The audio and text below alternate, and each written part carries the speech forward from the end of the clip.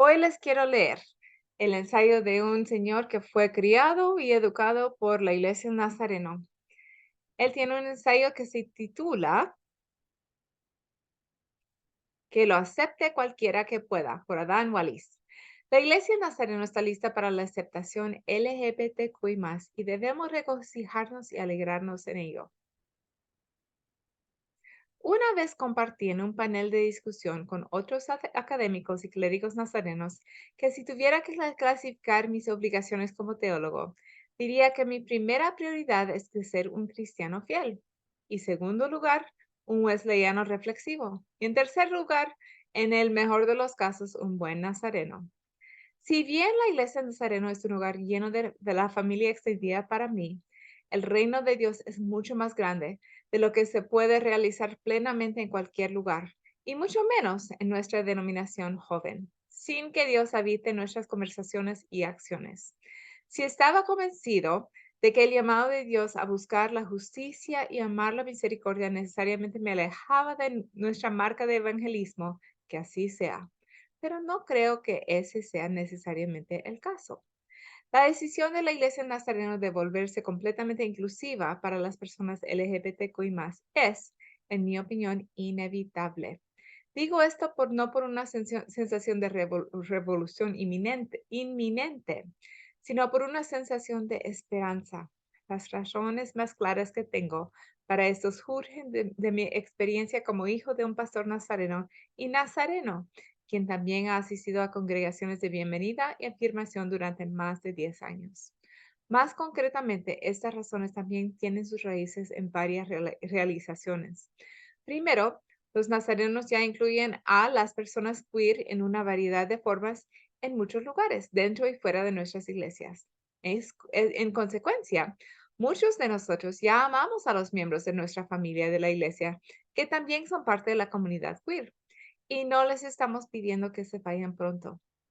Además, me he dado cuenta de que reconocer y afirmar a las vidas queer puede mostrarnos mucho más acerca de Dios y de nosotros mismos de lo que jamás permitirá practicar la exclusión. Finalmente, he llegado a ver que tiene sentido de las formas en que ya leemos la Biblia. La razón por qué la Iglesia Nazareno aún no se ha movido hacia la aceptación de personas queer es, como yo lo veo, no tanto teológica como práctica y disposicional. Creo que no nos hemos movido hacia la plena aceptación en gran parte porque muchos no están dispuestos a desaprender nuestras suposiciones y reexaminar nuestras propias vidas.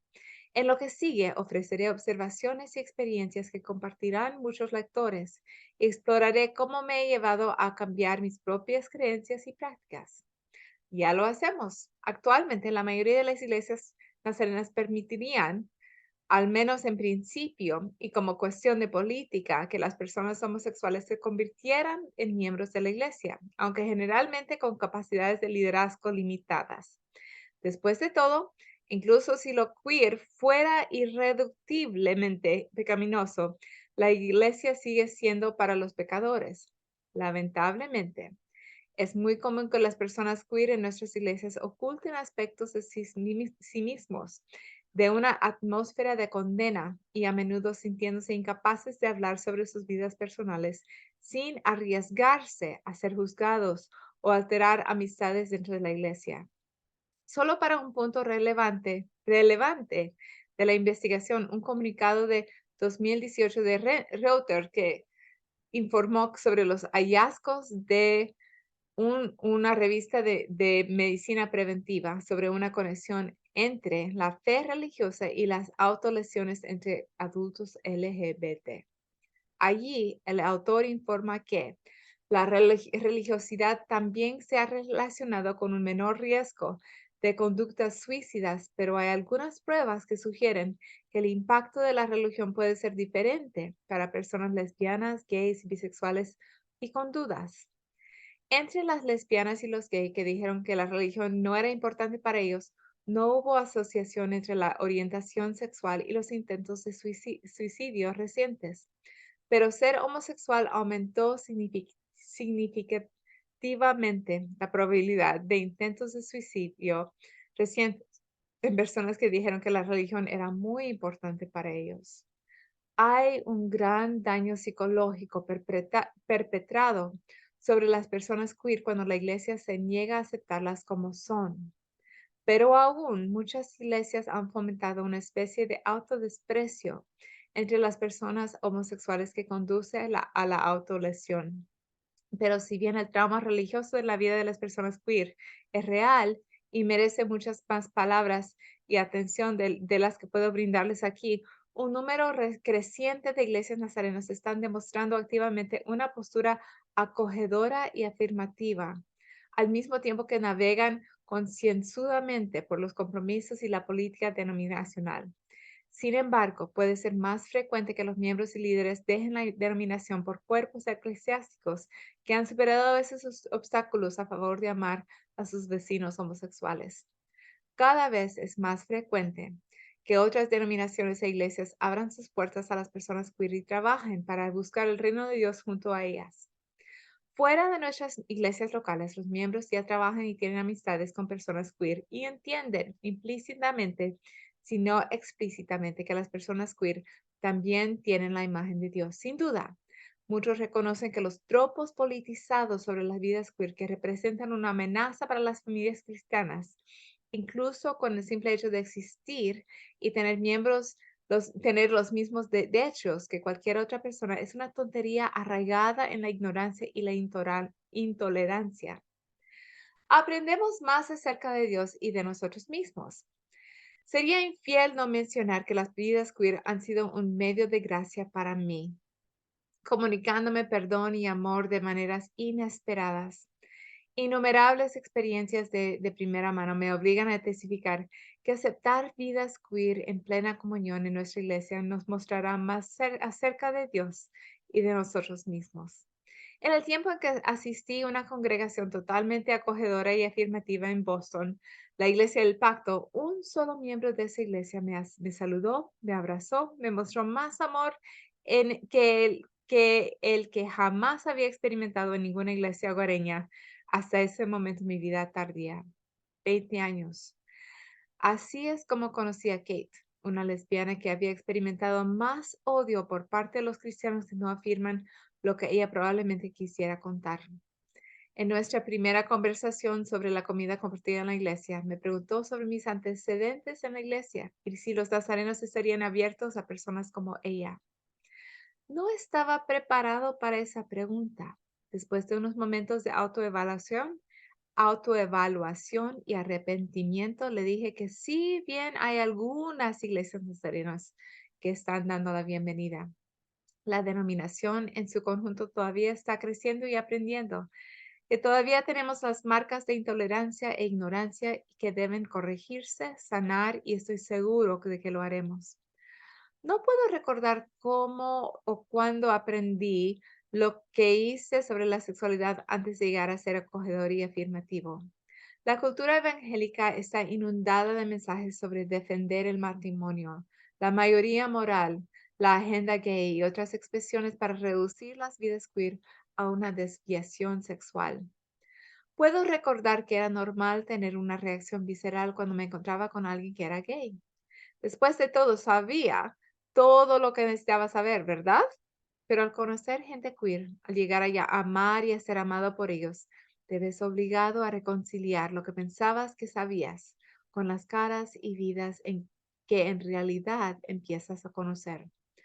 ¿Cómo puede tener sentido decirle a alguien que la iglesia que lo nutrió tampoco lo aceptaría tal como es? Que no le permitiría enseñar en la escuela dominical, predicar, dirigir música o trabajar con los niños sin objeciones rotundas. ¿Cómo le dices a alguien cuya vida es tan amorosa y luchada como la tuya, que no puede participar plenamente en tu iglesia porque tu iglesia no ejerce la misma flexibilidad en la interpretación bíblica que extendemos al papel de las mujeres en la iglesia? Las personas que son divorciados o personas que comen mariscos.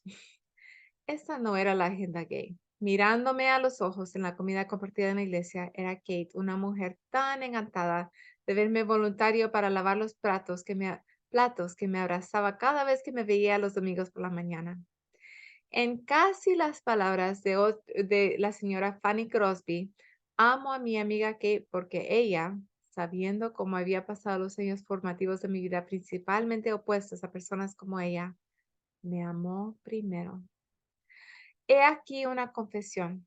Soy un nazareno cuyo pasado, lamentablemente, incluía hablar y actuar como si la vida de las personas queer fuera por naturaleza pecaminosa y repugnante. Me sentía físicamente incómodo con ellos y he usado queer y otros términos como insultos.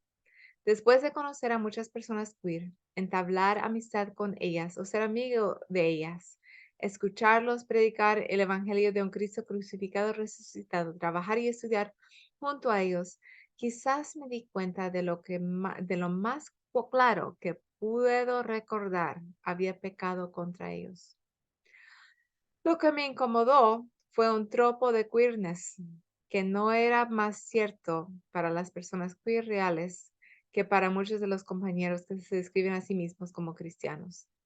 Tenía la impresión de que la vida queer derribaba a la sociedad de alguna manera vaga, que, por ejemplo, dos hombres que se casaban tendrían algún impacto en los matrimonios heterosexuales.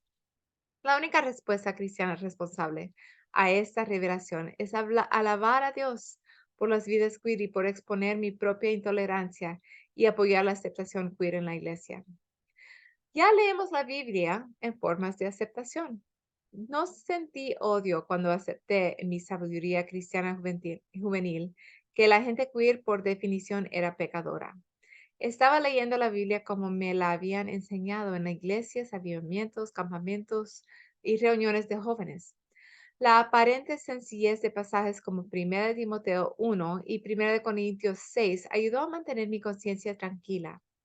No era mi opinión que sus vidas fueran pecaminosas, era el texto claro, tal como me lo habían interpretado el clero, los líderes laicos, líderes denominacionales y otras figuras cristianas públicas. Así que no sentí ninguna responsabilidad por cómo afectó a otros. Esta supuesta claridad también me permitió con la misma facilidad aceptar que la gente queer no solo era pecaminosa, sino también una amenaza para mi forma de vida. No se me ocurrió que la forma en que leo la Biblia podría difamar y causar daño. Después de todo, estaba viviendo por fe como un fiel cristiano nazareno. En mi opinión, defender la plena inclusión de personas queer en la iglesia es como argumentar que no debemos entender que la creación ocurrió en 7 días de 24 horas o que no debemos apedrear a las mujeres por tener aventuras. La mayoría de nosotros ya estamos en la práctica de leer otras partes de la Biblia de manera no literal. Apenas hay interés en tomar la Biblia literalmente sobre gente rica vendiendo sus posesiones y dando su dinero a los pobres. Los cristianos están muy contentos de no leer literalmente muchas partes de la Biblia.